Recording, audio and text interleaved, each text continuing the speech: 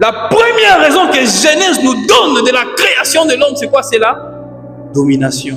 C'est lorsque tu domines ici sur la terre, c'est en ce moment-là que tu ressembles à Dieu. Mais nous allons prendre nos Bibles dans le livre de Genèse, chapitre 1, 26 à 27. Et quelqu'un d'autre va prendre 1 Corinthiens 10, 31 à 32. La Bible déclare: quoi que vous fassiez, faites-le pourquoi? Pour la gloire de Dieu. Tout ce que tu dois faire dans ta vie, tu dois le faire d'abord pour qui? Pour la gloire de Dieu. Pas d'abord pour satisfaire ta femme, pas d'abord pour satisfaire ton mari, pas d'abord pour tes enfants, même pas pour un pasteur. D'abord, tout acte que tu dois poser dans la vie, toute résolution, décision que tu dois prendre. Oh, même si tu dois déménager d'une maison à une autre, tu dois te rassurer qu'à chaque pas de ta vie, il y a Dieu qui tire sa gloire. Et vous savez pourquoi? C'est parce que nous venons de lire Genèse 1, 26 à 27. Dans ce verset biblique, on nous montre deux choses. La motivation de Dieu de créer l'homme. Parce que tout ce que nous faisons sur la terre émane d'une motivation. Toute action que nous posons, c'est à cause d'une motivation. Tout ce que nous faisons, c'est parce qu'il y a quelque chose qui nous motive à le faire, qui nous incite à le faire, qui nous pousse à le faire. Pour faire quelque chose, tu dois être poussé à le faire, tu dois être incité à le faire. Et ici, on nous montre pourquoi Dieu décide de créer l'homme. Est-ce que c'était insuffisant pour qu'il reste avec les anges, par exemple? Il dit, créons l'homme à notre image, selon notre ressemblance. Ça, c'est la raison que Dieu met en place pour créer toi et moi que nous sommes ici. C'est la motivation qu'il avait pour la création de l'humain que nous sommes, toi et moi.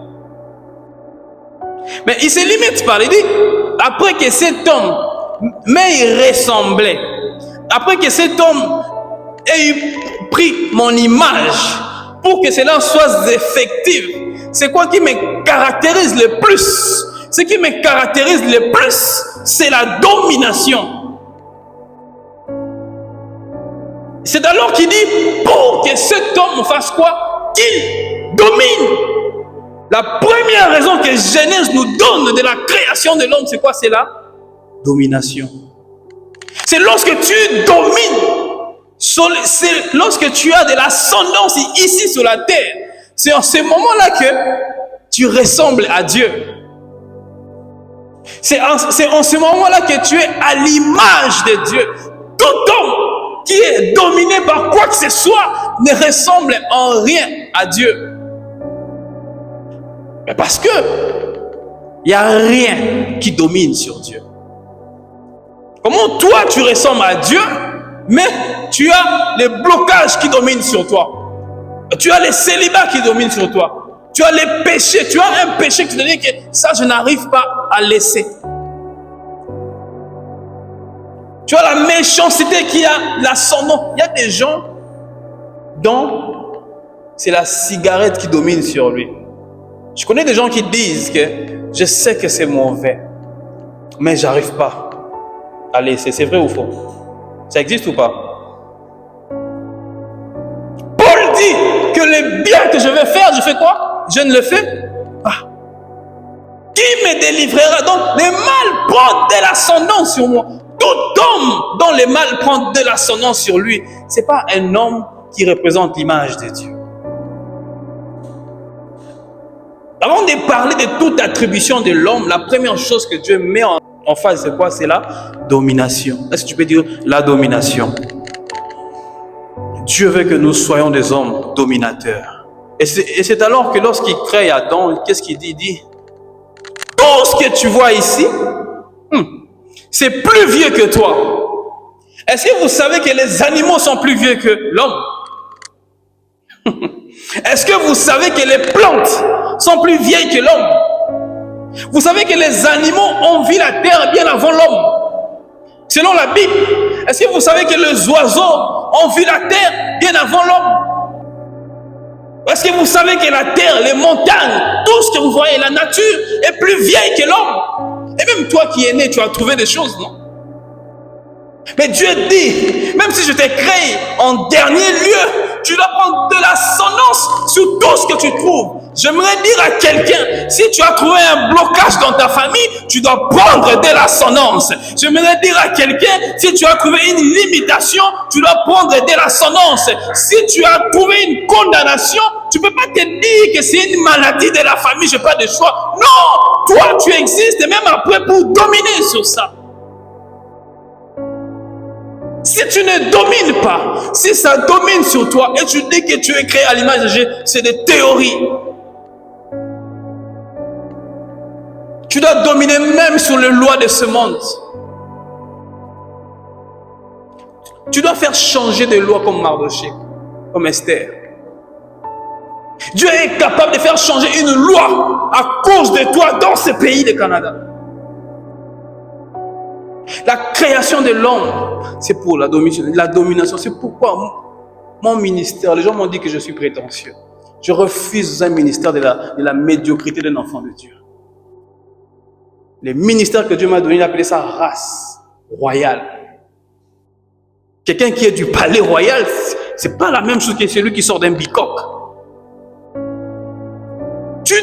Dieu m'a dit que je dois t'inculquer cette foi, je dois t'inculquer ces mindsets, je dois t'inculquer des choses. Les enfants de Dieu, nous nous sommes retrouvés dans des églises où on nous a fait voir que nous sommes rien, où on nous a fait voir que nous sommes bloqués. L'ennemi, il existe, mais tu dois prendre de l'ascendance sur lui. Tu dois refuser que quelqu'un puisse te ravir ton identité. Et Dieu est en train de dire, créons l'homme à notre image pour qu'il domine. Quand tu regardes ta vie, c'est quoi qui domine sur toi? Tu es la victime de beaucoup de choses. Tu subis le coût de la vie. Tu subis les réalités de la vie. Tu attends les lois du pays pour subir. Mais pourtant, Dieu t'a créé pour la domination. Aujourd'hui, l'homme avait perdu cette domination, certes. Mais est-ce que nous ne l'avons pas retrouvé en Jésus? Et si nous l'avons retrouvé en Jésus, est-ce que c'est pratique pour toi ou c'est encore de la théorie? Mais j'aimerais te dire qu'il existe des hommes, mais qui sont réellement renouvelés, qui ont retrouvé l'image de Dieu. Mais des hommes comme des Pierre, des Paul qui sont passés, qui avaient la puissance avec eux. Dans le diable les reconnaît. Il a dit, je connais Paul, je connais Jésus, mais vous qui êtes-vous? Satan reconnaissait le travail de Paul, la suprématie de Paul.